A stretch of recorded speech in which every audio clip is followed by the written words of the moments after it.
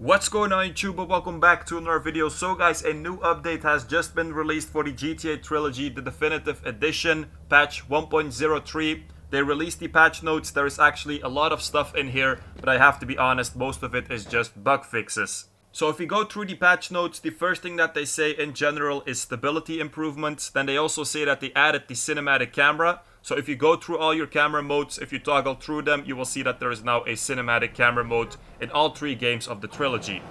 The next thing that they say is basically that they fixed a number of spelling mistakes. So a lot of spelling mistakes apparently in the trilogy. They also fixed this.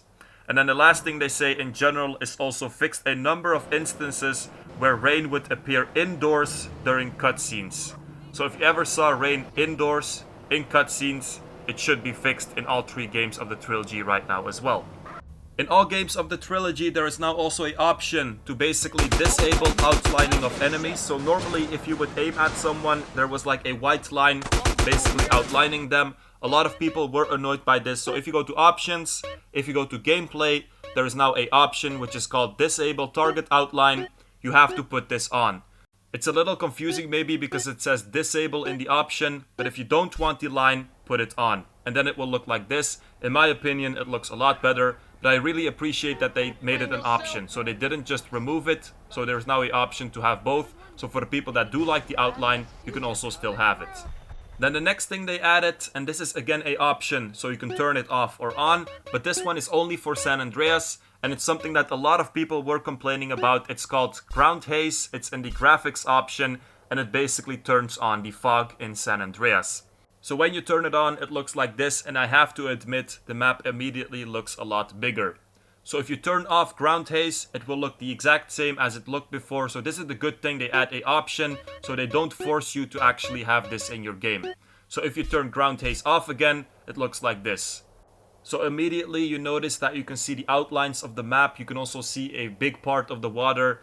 It's not really a nice thing in my opinion, so I'm glad they added this option.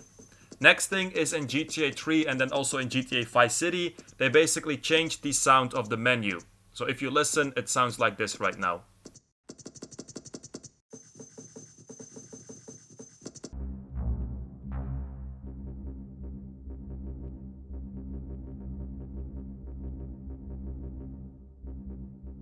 Then besides this, there is also some changes specific to Xbox One and then also to PC. So on Xbox One, they fixed an issue where the game would not respond after leaving an interior.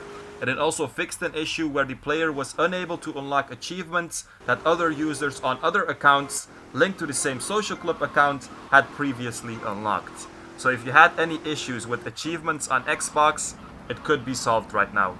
Then on PC, there's actually quite a list, but the main thing on PC, I think, is fixed an issue where graphics settings were not saving after restarting the game.